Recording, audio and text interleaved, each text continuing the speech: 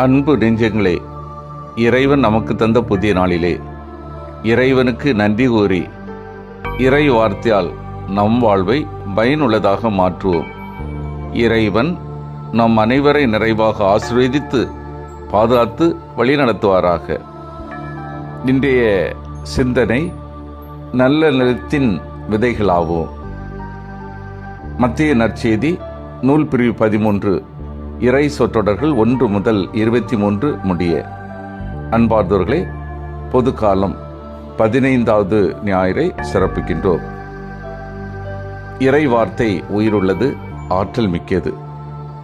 இறை வார்த்தை படைப்பு சக்தி கொண்டது, நோய்களை குணப்படுத்துகின்ற ஆற்றல் படைத்தது, தீயாவியை அப்புறப்படுத்த வல்லமை கொண்டது.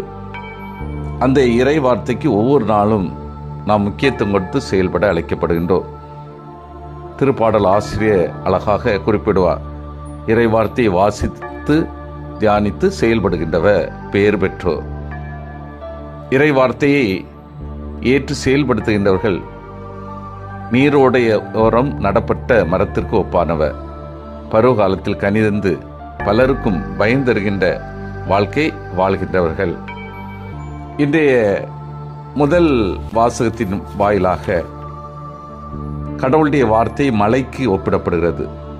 இறைவாக்கிய எசாயா வழியாக கடவுள் நம்மை பார்த்து மழையும் பனியும் வானத்திலிருந்து இறங்கி வருகின்றன, அவை நிலத்தை நனைத்து முளை அரும்பி வளரச் செய்து விதைப்பவருக்கு விதையும் உண்பவருக்கு உணவையும் கொடுக்காமல் அங்கு திரும்பி செல்வதில்லை.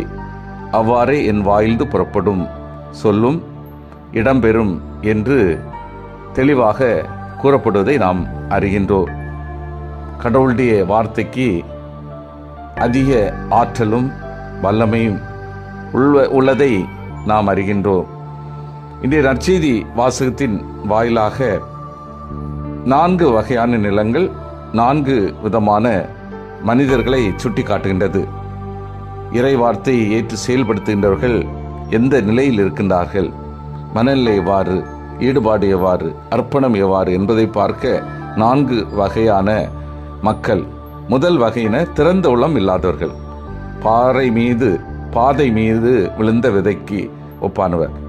பாதை மீது விழுந்த விதை போன்றவர்கள் முன்சார்பு எண்ணங்கள், தற்பெருமை கொண்டு அவர்கள் இறைவார்த்தை ஏற்றுக்கொள்ளாத ஒரு நிலை.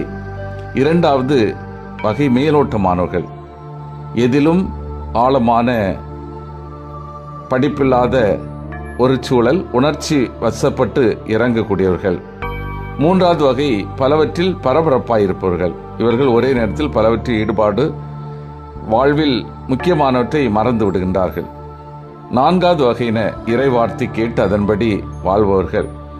இவர்கள் திறந்த மன உடையவர், எப்போதும் புதியவற்றை கற்றுக்கொள்ள ஆர்வமுடையவர்கள். எடுத்துக்காட்டாக அகஸ்டினார் வாழ்க்கையிலே ஒரு நாள் அவர் தோட்டத்தில் அமர்ந்திருந்தார். எடுத்து வாசி என்ற சப்தம் ரோமியர் 13:13-14 பகலில் நடப்பது போல மதிப்போடு நடந்து கொள்வாயாக. களியாட்டம், குடிவெறி, கூடா ஒழுக்கம், சண்டை, சச்சரவு ஆகியவற்றிற்கு இடங்கொடாமல் இயேசு கிறிஸ்துவை அணிந்து கொள்ளுங்கள் என்ற சிந்தனை அவருடைய இதயத்திலே மாற்றத்தை கொடுத்தது. புனிதராகவும் வாழ்ந்து சான்று பகிர்ந்திருக்கின்றார். அன்னை மரியாவுடைய வாழ்விலே இறை வார்த்தைக்கு முக்கியத்துவம் கொடுத்து செயல்பட்டதை நாம் அறிகின்றோம். நான் ஆண்டவரின் அடிமை, சொற்படி எனக்கு ஆகட்டும் என்ற விதத்தில் கடவுளுடைய வார்த்தைக்கு முதலிடம் கொடுத்து அந்த வார்த்தைக்கு ஏற்றவாறு சான்று பகிர்வதை பார்க்கின்றோம். இன்றைய 2வது வாசகம் வழியாக வாழ்க்கையில் நாம் சந்திக்கும் துன்பங்களை நாம் எவ்வாறு எதிர்கொள்ள வேண்டும் என்பதற்கு பதில் தருகிறது. இக்காலத்தில் நாம் படும் துன்பங்கள் எதிர்காலத்தில் நமக்காக வெளிப்பட போகிற மாட்சியோடு ஒப்பிட தகுதியற்றவை. கடவுளுடைய வார்த்தை கேட்டு நடப்பவர்கள் துன்புறுவார்கள்.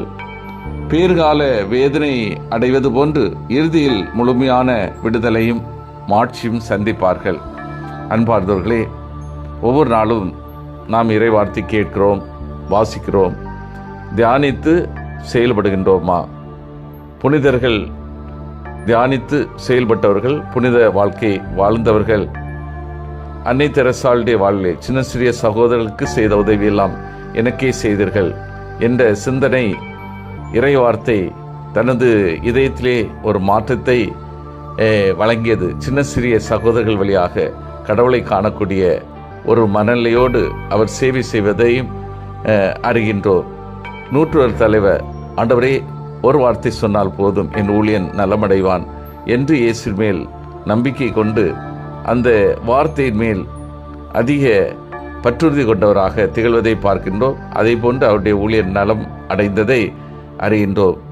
பேதுரு இயேசுக்கு முன்னால் கூறுவார், ஆண்டவரே நாங்கள் யாரிடம் செல்வோம், வாழ்வு தரும் வார்த்தைகள் உம்மிடம்தானே உள்ளன என்று அழகாக குறிப்பிடுவார். அவர் தனது வாழ்வால் இயேசுக்கு இறை வார்த்தைக்கு சான்று பகிர்ந்ததை பார்க்கின்றோம். புனித சவேரியாருடைய வாழ்விலே இன்னாசியார் கொடுத்த சிந்தனை, மனித உலகமெல்லாம் தனதாக்கி கொண்டாலும் தனது வாழ்வை இழந்தால் என்ன பயன்? இந்த வார்த்தையை பல முறை தியானித்து அவற்றை உள்வாங்கியதனால் நற்செய்தி தூதராக சிறப்பாக சவேரியார் பணிபுரிவதை பார்க்கின்றோம். நம்முடைய மறைமாவட்டத்திலும் சிறப்பாக பணிபுரிந்ததை நாம் அறிந்து கொள்கின்றோம். ஆகவே ஒவ்வொரு நாளும் நாம் இறைவார்த்தைக்கு முக்கியத்துவம் கொடுத்து இறைவார்த்தையை தியானித்து செயல் வடிவத்தில் சான்று பகர்வோம். சிந்தித்து தியானித்து செயல்படுவோம். நான் இறைவார்த்தை மிகவும் ஆர்வத்தோடு ஏற்று வாழ்வாக்கி சான்று பகர்கின்றேனா? நான் திறந்த மனதோடு இறைவார்த்தை ஏற்று பலன் கொடுக்கின்றேனா? நான் துன்பத்தின் மத்தியிலும் இறைவார்த்தை ஏற்று திடமான நம்பிக்கையில் வாழ்கின்றேனா? மன்றாடுவோமாக. வல்லமை மிக்க இறைவா, நாங்கள் அனைவரும் இறைவார்த்தை மிகவும் ஆர்வத்தோடு ஏற்று வாழ்வாக்கி சான்று பகரவும், நாங்கள் திறந்த மனதோடு இறைவார்த்தை ஏற்று பலன் கொடுக்கவும், நாங்கள் துன்பத்தின் மத்தியிலும் இறைவார்த்தை ஏற்று திடமான நம்பிக்கையில் வளரவும் வாழவும் உதவி செய்தருளும். ஆமீன்.